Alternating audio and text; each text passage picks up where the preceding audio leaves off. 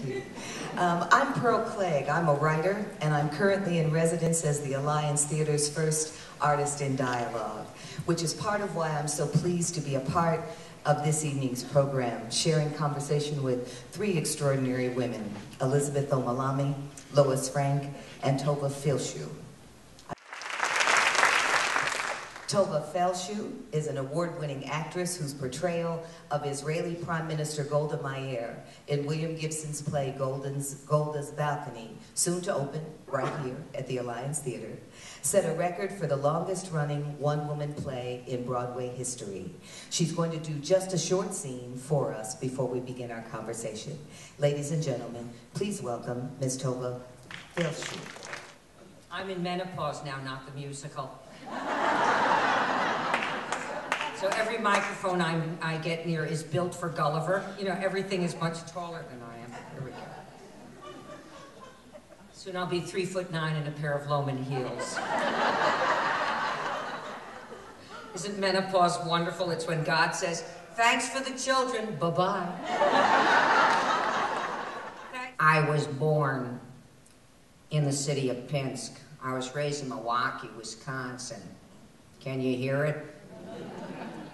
To Milwaukee came this Jew named Ben-Gurion, who said, the Jewish homeland must be a model for the redemption of the human race. I was young, it seemed reasonable. In 1948, I was working for the Jewish Agency, and in a secret meeting of the executive committee, Ben-Gurion said, not more than $6 million from American Jews, and don't count on it. Why, I said, they're sick of us. I wake up in a sweat. The British will leave, the Arabs, they will attack, we got nothing. I said, you call the Haganah nothing? The Haganah? It's our illegal army. Golda, you know what the Haganah has cached away? 10,000 rifles against 5 armies. I do not sleep. What will become of us? The Arabs, they will throw us into the sea just like they promised. Listen to me. Tanks I can get in Czechoslovakia for 10 million. Ammunition, another 10, and so on and so forth, until Ben-Gurion said, I must go, yes. I must go to the Jews of the States. I said, wait a minute. You leave here now, everything could fall apart. What you can do here, I can't. There I haven't been in 10 years, but I speak a good American. No, I must go myself. I said, BG, please. Put it to a vote. And the exec voted to send me. And Ben-Gurion, he gave in. All right, go at once today. I said, today my coat is back in Jerusalem. Don't even go back to Jerusalem. I said, you want me to go to America naked? He said, whatever helps. So I flew out that day in the same dress. In New York, I bought some clothes. Off the rack, S. Klein's. Great bargains there. And I learned at the Council of Jewish Federations, they were meeting in Chicago. Palestine wasn't even in their thoughts, but these men control the fundraising machinery of America for Jewish welfare, hospitals, temples. I went to Chicago. Gentlemen, I have no speech. I can only speak to all of you from my heart. 54 days ago today, the United Nations voted to partition Palestine, an Arab state and a Jewish state. 33 nations for, 13 against. It wasn't the real vote. 6 million corpses screaming out of the graveyard of Europe cast the real vote. Now, I didn't come to the United States of America to save only 700,000 Jews after you and I have just lost 6 million. But I can tell you that if the 700,000 Jews now alive in Palestine are killed off too, we are through.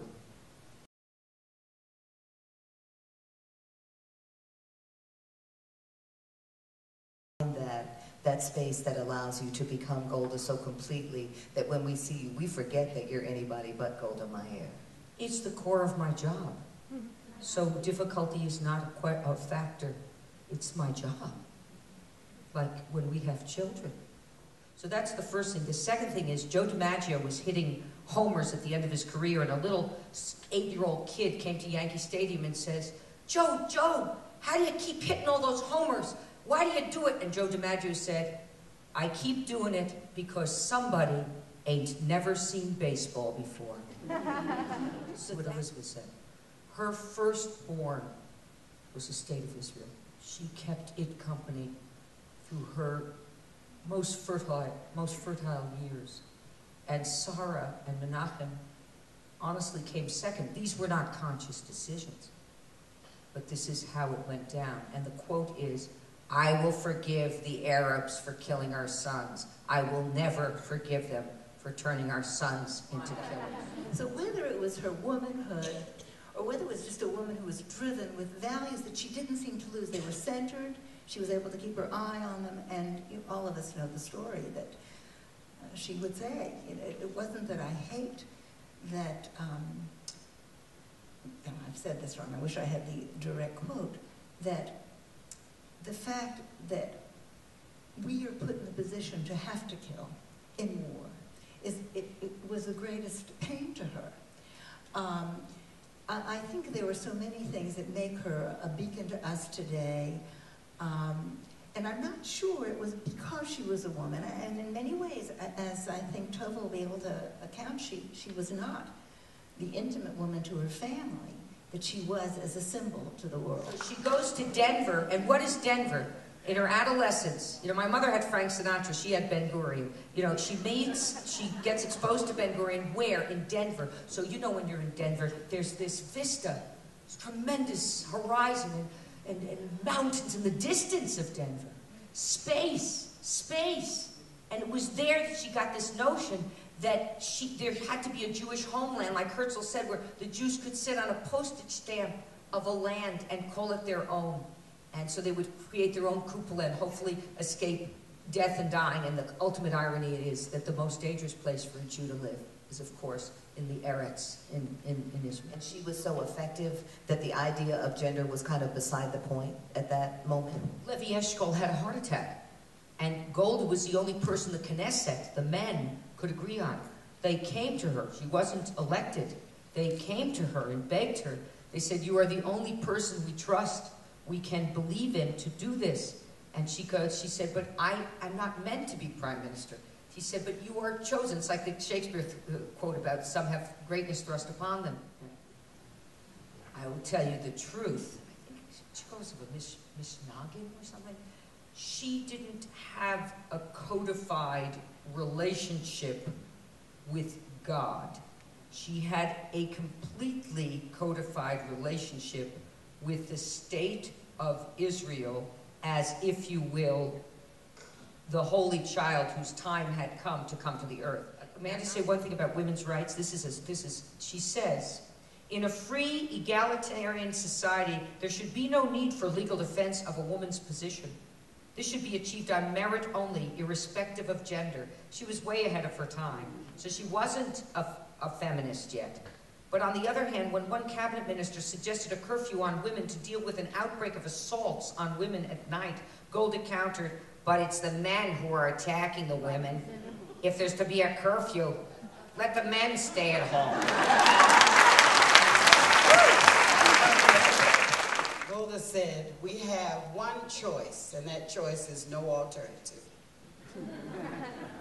You don't have an alternative. If you keep your eye on the barriers, you won't do anything. That's why youth is so wonderful. You're so young, you don't even know there's barriers. You just do impossible things. And so you don't look at the barriers. And you don't let anybody tell you no. And you don't let anybody tell you that women can and that you can as a person. You don't believe that. You have the ability to believe what you want to believe. You choose to believe you can do all things. You choose to believe you can make those changes, and you forge ahead. And then when you run into those barriers, You go around them, over them, or under them. But, you know, you can't listen to the statistics. Think of Rosa Parks. That one action, that one thing, it was a fulcrum, it was a turning point. Also, I do think in terms of Jewish feminism, if Golda could do it, why can't we? I play Henry Kissinger in the show. I ain't Henry Kissinger. First of all, as we all know, I'm not tall enough to be able to go that. Can I say one thing? This is a great show for, as they say in Hebrew, Lador Vador, for generation to generation, for whatever ethnic group we are part of, whether we're Christian, Jews, Muslims, Hindus, whatever. That one of the wonderful things about theater, and for me as a playwright, one of the things that's important to me is that theater can create a space where we can talk about things that are difficult, where we can talk about war and peace and love and hate, and actually try to come to terms with it in a safe space where we can all talk together.